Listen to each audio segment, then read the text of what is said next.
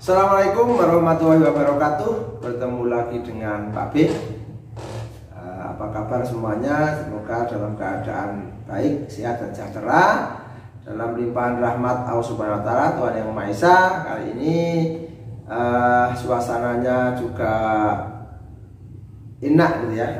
Pak B akan berbagi cerita sharing masih seputar investasi emas. Jadi ini adalah edukasi ya Bapak Ibu, teman-teman semua. Bagi yang sudah melakukan, terima kasih. Bagi yang belum, nanti semoga terinspirasi terus take action begitu ya.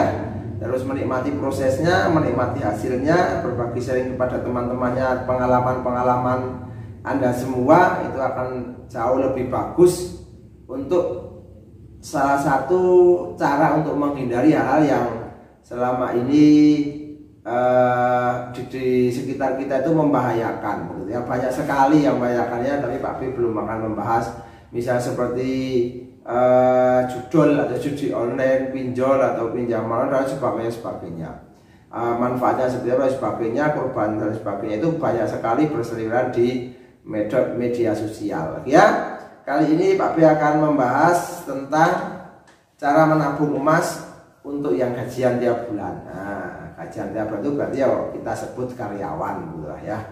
Yang gajian tiap bulan itu sebut karyawan, tapi tidak akan membedakan, tidak akan mengelompokkan apakah itu UMR atau di atas sebagainya. Yang jelas adalah gajian itu tiap bulan, sehingga mendapat penghasilannya itu tiap bulan.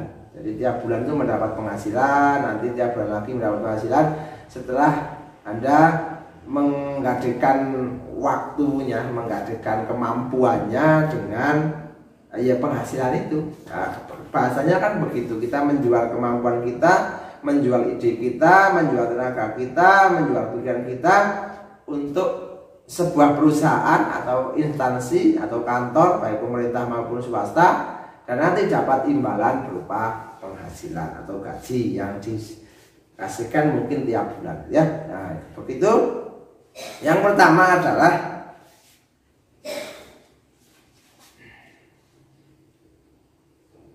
susun anggaran begitu ya. Jadi susun anggaran keuangan dengan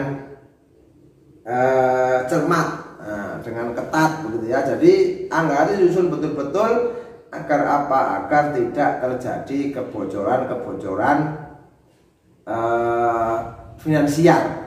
Itu salah satunya adalah menyusun anggaran dengan cermat. Jadi ini adalah sebuah cara biar apa? Biar kita bisa menabung emas. Jadi susun anggaran, berapa yang digunakan untuk konsumsi, berapa yang digunakan untuk investasi, untuk sosial, untuk kesenangan, untuk tabungan, untuk cicilan hutang dan sebagainya. Itu harus disusun setiap bulan. Jangan sampai kita itu besar pasak daripada tiang.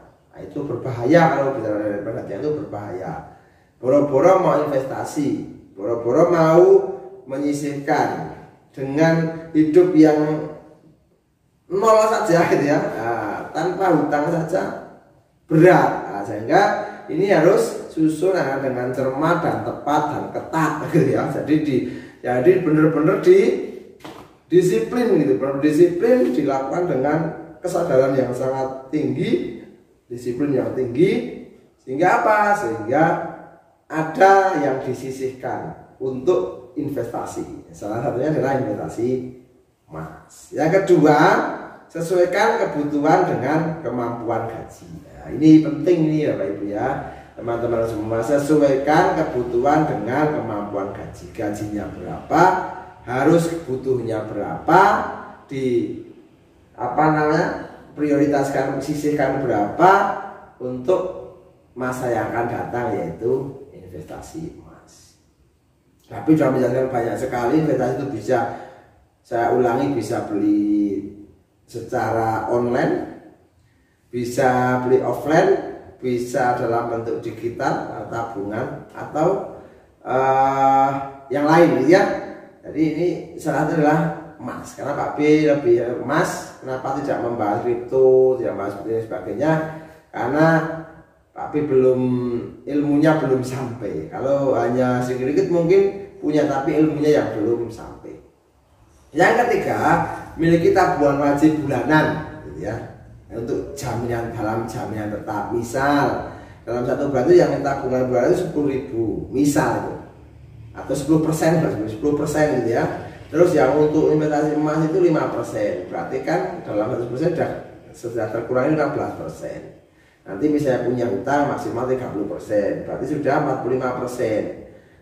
Terus kalau makan biasanya 50%, berarti masih 5%. Nah 5% itu disisakan untuk sosial, untuk agama dan sebagainya. Itu ditaati secara disiplin. Agar apa? Agar tidak bocor dalam pengelolaan keuangan tiap bulan.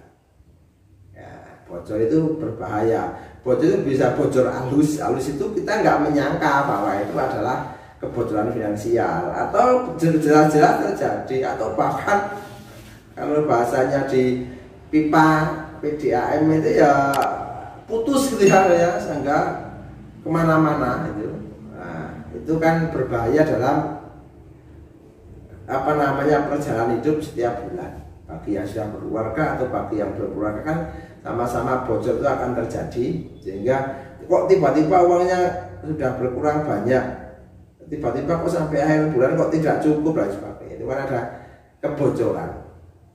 Terus yang selanjutnya adalah pisahkan antara tabungan dan rekening khusus untuk investasi. Jadi pisahkan, maksudnya pisahkan itu jangan dicampur, jangan semakanya dari kalau satu nanti kelihatannya banyak masih ada, tapi kalau begitu dan disisakan, pisahkan. Jadi prioritas pisahkan, simpan, lupakan. Nah, kalau nanti bentuknya adalah tabungan ya masukkan rekening, transfer, lupakan. Kalau kita malah bentuk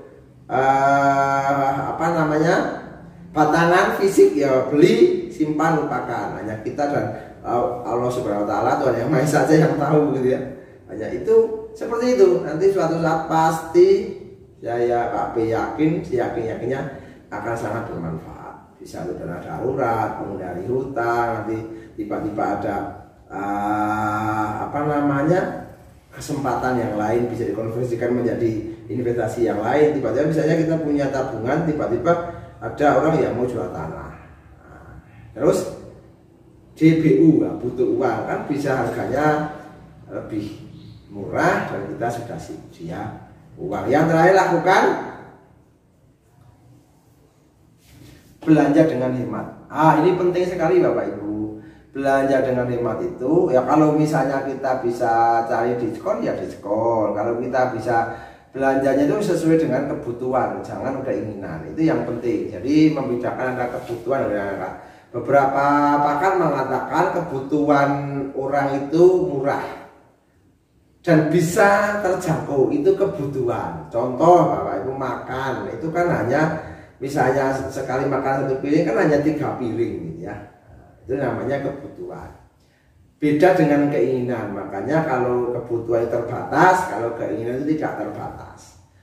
Boleh nggak punya keinginan? Monggo, silahkan. Itu kan hak Bapak Ibu semua. Tapi kebutuhan ini keinginan ini harus disandingkan dengan kemampuan kita. Sehingga tadi apa yang menjadi tujuan kita investasi emas itu dengan kita gajian bulanan, mungkin kalau yang sudah bisa sambil kerja sampingan is oke, tapi kalau cuma hanya itu saja ya tadi itu secara ketat, terus kemampuan gajinya juga dengan kebutuhan, disiplin dan sebagainya, itu adalah salah satu upaya bagaimana kita nanti meningkatkan level kehidupan. Misal setelah 5 tahun sudah punya tanah, atau setelah 10 tahun sudah punya rumah. Nah, nanti kan akan beranjak lagi, sudah punya anak, sudah mulai besar. Nanti akan ada biaya sekolah dan lain sebagainya. Dan itu akan tercover dengan baik, walaupun satu-satunya penghasilan adalah mungkin baru gajian tiap bulan. Semoga bermanfaat, semoga menginspirasi. Jangan lupa ya kasih support, like, subscribe dan komen, dan sebarkan di media-media yang Anda punya agar ini kebermanfaatannya menjadi semakin besar. See you next time. Assalamualaikum warahmatullahi wabarakatuh.